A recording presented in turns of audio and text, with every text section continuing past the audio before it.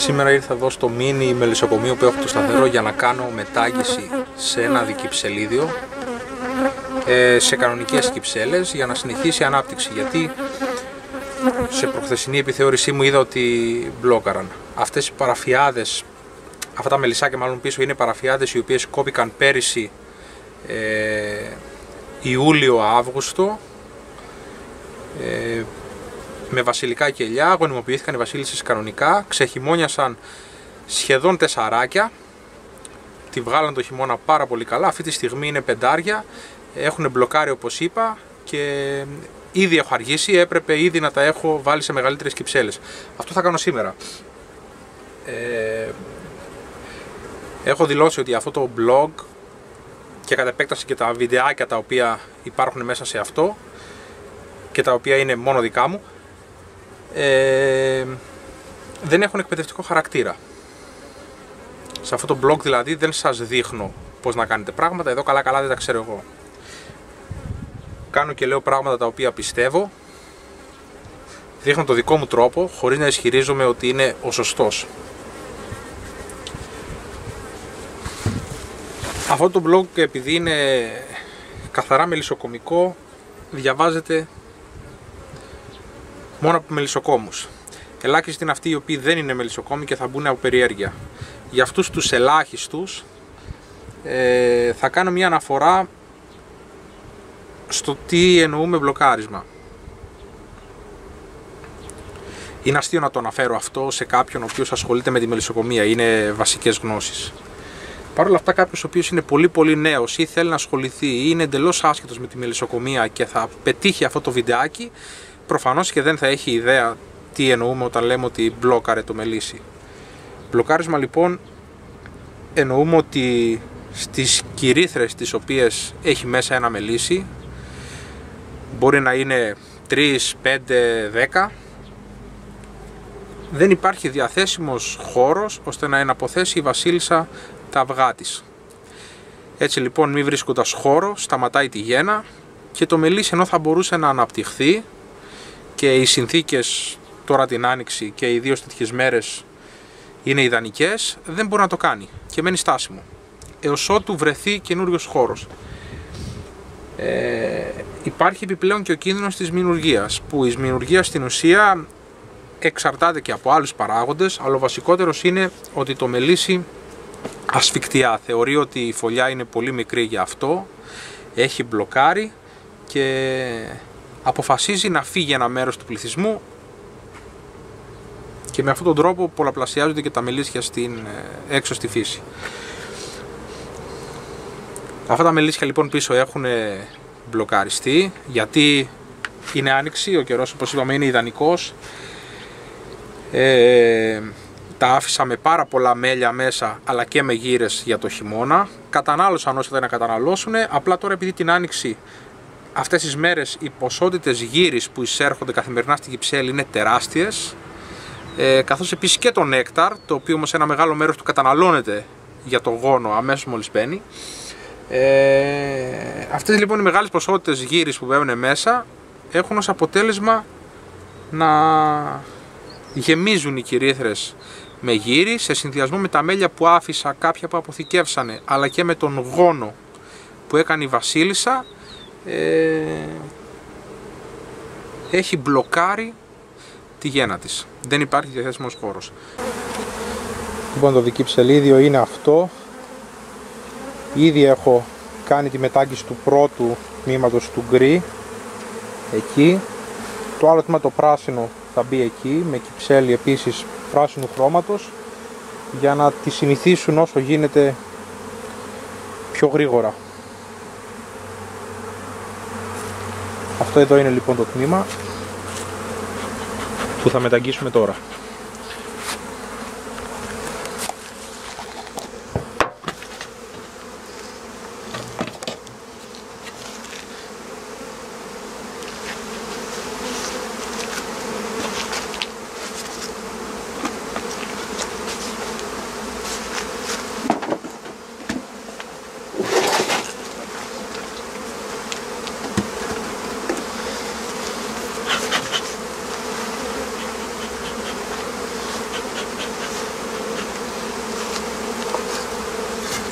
Αυτή εδώ η κυψέλη στην οποία θα το βάλουμε είναι απολυμασμένη, καθαρή.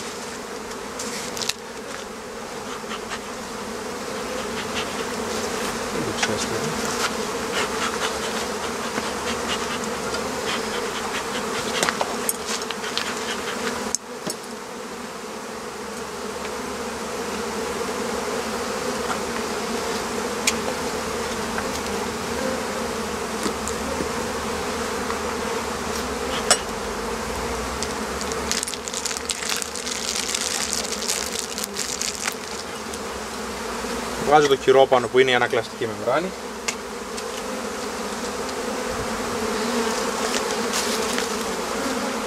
Το μελίσι είπαμε όπως είπαμε μάλλον είναι πεντάρι.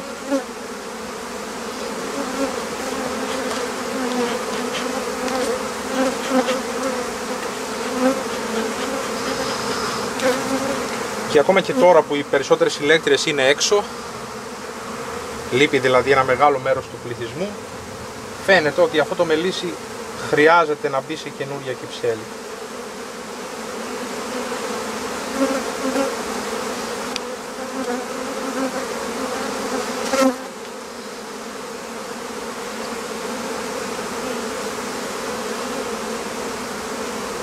Το πρώτο πράγμα που κάνω είναι να βρω τη βασίλισσα, για να είμαι σίγουρος ότι θα μπει μέσα στη καινούρια κυψέλη και δεν θα την αφήσω εδώ.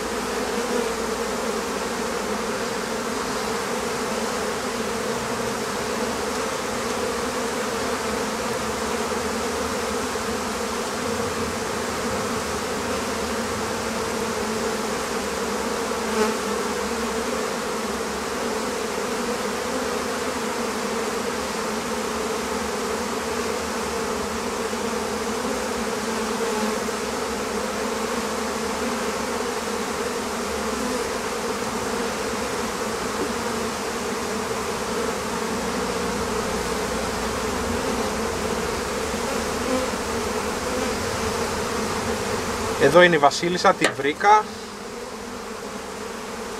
θα μπει μέσα.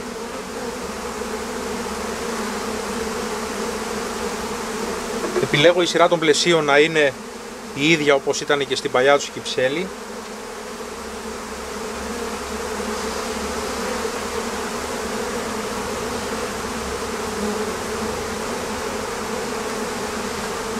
Εδώ είναι ένα πλαίσιο για να δούμε αυτό ακριβώς που λέγαμε για το μπλοκάρισμα.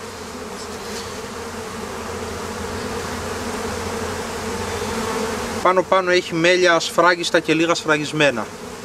Όλο αυτό είναι γόνος. Εδώ τα ανοιχτά τα κελιά έχουν μέσα προνύμφη και εδώ δίπλα είναι γύρι. Δεν υπάρχει ούτε ένα κελί για γένα.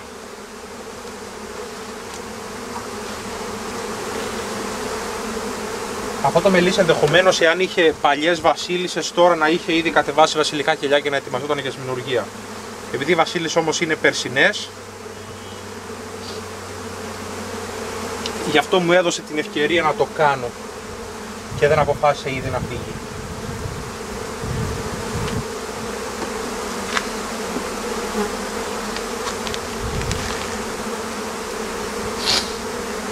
Αυτό τα τρία μάλλον πλαίσια και ένα αυτό, 4,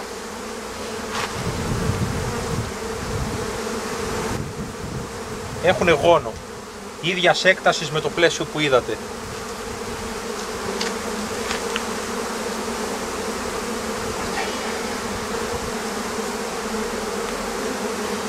Και αυτό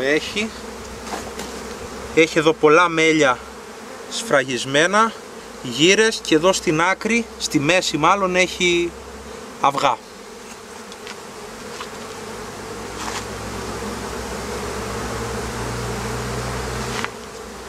Οπότε τώρα αυτό που θα κάνω είναι να του δώσω και πλαίσια. Εδώ υπάρχουν διάφορες θεωρίες, όσο πώς πρέπει να δίνεις χώρο.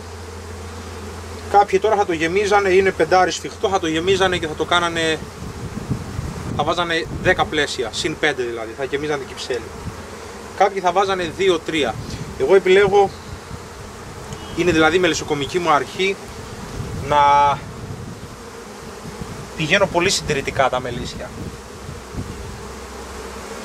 Να τα σφίγγω πάρα πολύ όταν χρειάζεται και να είμαι πολύ φιδωλός ως προς τα πλαίσια που τους τα δίνω. Τους δίνω δηλαδή ένα-ένα. Αυτή τη στιγμή αυτό κρίνω και θεωρώ ότι χρειάζεται 2. Αυτό ενδεχομένως να χρειάζεται περισσότερα, γιατί έχει 4 γόνους γεμάτους, θα εκολαφθούν. Λένε ότι ένα πλαίσιο γόνου είναι 2 πλαίσια μέλις όταν εκολαφθεί. Οπότε αυτός ο χώρος θα γεμίσει πάρα πολύ γρήγορα και θα χρειάζεται πάλι. Απλά επειδή το μελισσοκομείο είναι ακριβώς 3 λεπτά από το σπίτι μου και μπορώ να είμαι εδώ κάθε μέρα, δεν χρειάζεται να βιαστώ και να του δώσω πολύ χώρο. Προτιμώ να είναι ζεστό, σφιχτό, να δουλεύει καλύτερα τις χειρήθρες τις οποίες πατάει, παρά να του δώσω πολύ χώρο και να μην χρειαστεί να κάνω για πολύ καιρό. Θα ξανακάνω σε λίγες μέρες επιθεώρηση και αν χρειάζεται θα του δώσω.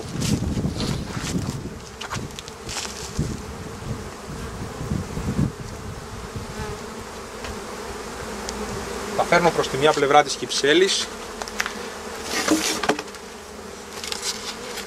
Βάζω φελιζόλ για να περιορίσω το χώρο, τον κενό χώρο.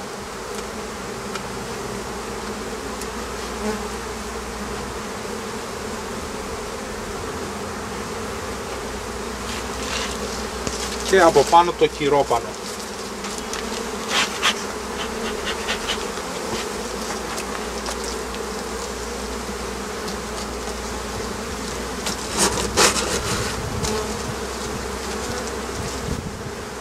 Και από πάνω το κυρόπανο.